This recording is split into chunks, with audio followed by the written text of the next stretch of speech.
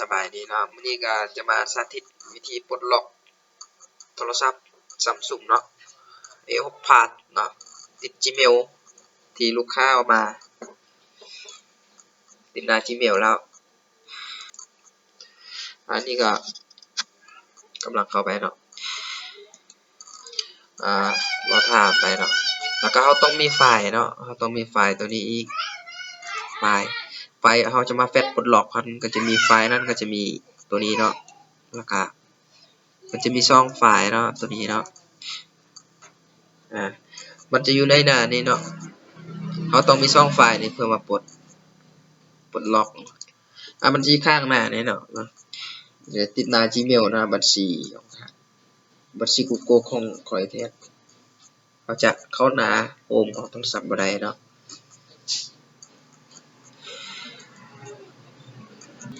มันติดหน้าตัวนี้เขาวิธีเราจะปลดเขาต้องแฟดคอมบินก่อนเนาะเขาต้องมาเข้าตัวนี้เนาะเพื่อจะเข้าไปแฟดไฟล์คอมบินเข้าไว้เนาะ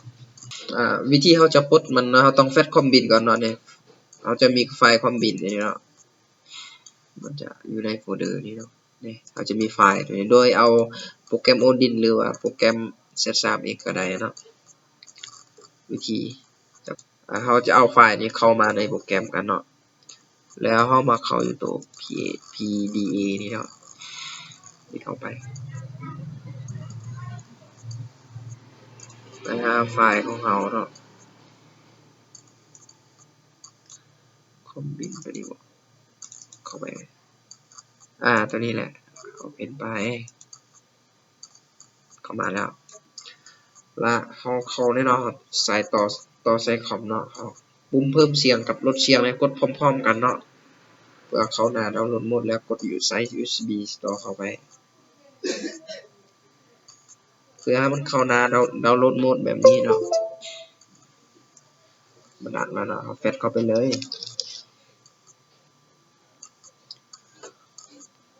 แฟลชเข้าไปเนาะ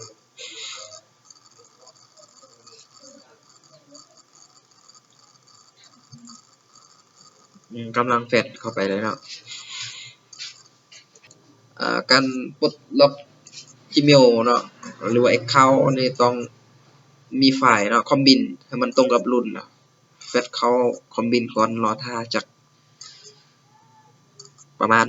3 นาทีหรือ5 นาทีเนาะนี่มันกำลังไปหลังจากแฟลชพอดีจำแล้วเนาะอยู่นี่มันอยู่โทรศัพท์เฮามันก็จะบูตขึ้นมาใหม่เนาะมันจะเข้าของหน้าคอมบินเลยเนาะใส่เข้ามารอท่ามันเนาะตัวนี้เนาะมันจะเป็นไฟล์คอมบินนะ Factory เบนยาลีเนาะก็อ่านถึงมือถือกับโมอันนี้รอท่าไปเนาะพอดนี้แล้วเขาจะเข้าไปตั้งค่าของมันเนาะเขาตั้งค่าเพื่อไปเปิดโหมดพัฒนาเนาะโอ้ยมันมันมุมเนาะแล้วเอาเข้าไปอยู่ที่คำว่า System นี่เนาะเข้าตัวไหนเข้ามาโฟนนะครับตัวนี้ปะมาเล่นเบลนัมเบอร์ต้องไปเรียนกันเนาะกลับมา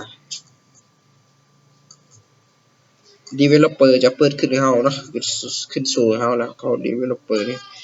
OEM นี่เราก็เข้าไปเปิดมันจะเรียกมาให้เรียบร้อยอันนี้ก็วิธีจะปลดล็อกของโทรศัพท์เลยเนาะต้องเห็นแบบนี้แล้วเพื่อความสบายใจดาวสี่เหลี่ยม0808สี่เหลี่ยมเปิด ADB ไว้เนาะนี่เนาะเปิด ADB แล้วก็โอเคเนาะเซฟไปละขั้นตอนนี้แล้วเขาจะมาลดรอนเต็มนี่ก็แฟดอีกเทื่อนึงเนาะเพื่อจะปลดล็อกมันตัดมาเนาะแล้วเมื่อกี้เขาแฟดไฟล์คอมบินเนาะไฟล์ตัวนี้เนาะ เอาแฟตแล้วแต่เขายังบ่มีลอมเต็มกำลังดาวน์โหลดอยู่ขนาด3 กิกะไบต์เนาะรอบนี้แบตเตอรี่5เนาะรอบก็ความจำรอบนี่ตกอยู่อะไร832เมกเนาะเมกเนาะตัวนี้3 กิกะไบต์เนาะเอารอถ่าเนาะเนาะเขาต้องมีตัวนี้เนาะเวลาเราจะเปิดโปรแกรมแฟตเมื่อกี้เนาะสำหรับ SLW เนาะหลังจากเราโหลดมาแล้วเนาะรอมเต็มเนาะนี่เนาะมันจะมีอยู่ในนี้มันจะมี C ไฟล์เนาะมี C ไฟล์เนาะเอาไปแฟตก่อนเลยเพื่อเป็นการบ่เสียเวลาเนาะเข้าบูตเนาะบูตนี้มันจะเป็นของไฟล์ BL เนาะเข้าไปซอกเลยอยู่หน้าจอเนาะ BL ติดเข้าไปอันนี้เป็น AP เนาะ AP เนาะ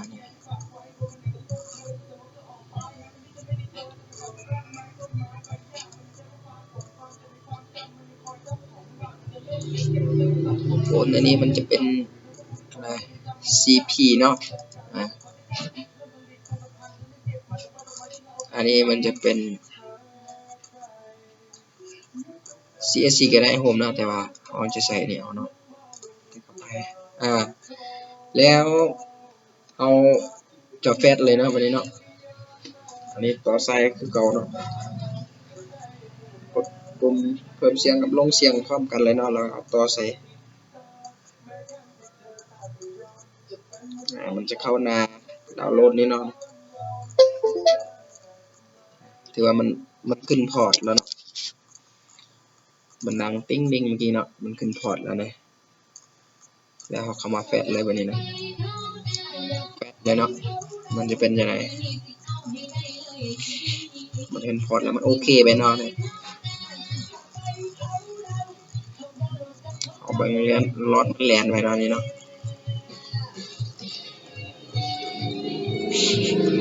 รอถามมันเนาะมีโทรศัพท์ก็มีการดาวน์โหลดเป็นหลอดดาวน์โหลดแต่ผู้ช่างยกอย่าใช้ USB ลมเนาะได้รอท่าไปเนาะรอท่าเบิ่งตามนี้เนาะรอมันดาวน์โหลดเนาะเขาจะรอท่ามันโหลดมาจำเลยเนาะนี่นะโหลดมาจำส่วนนี้เลยเนาะนี่มึงอ่ะลองโหลดขึ้นมาครับนี่เนาะมันตั้งใหม่เองเนาะ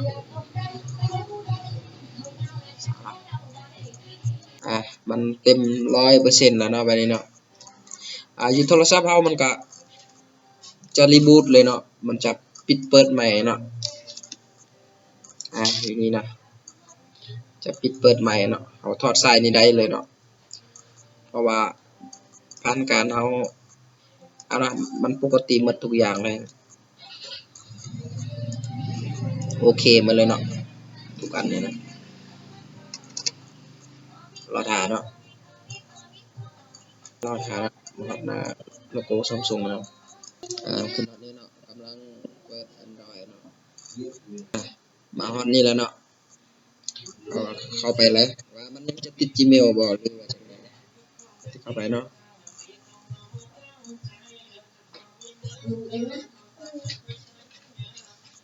เข้ามาแบบจะเป็นจังได๋ปกติมันจะติด Gmail เนาะแต่บ่ฮู้ตัวนี้จะติดหรือบ่ติดเนาะรอท่าไปเนาะเอาไปแล้วเนาะติดหน้า Gmail เนี่ยมันจะมีบอทให้เราข้ามไปเนาะติดข้ามไปเลยข้ามไปเนาะ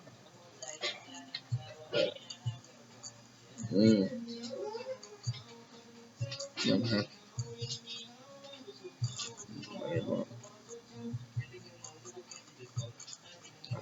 กำลังสำเร็จขั้นตอนสุดท้ายฮอตขั้นตอนนี้แล้วเนาะขั้นตอนสำเร็จทั้งหมดแล้วเนาะเขียนไว้เนาะเอาก็เกี่ยวจบไปแล้ว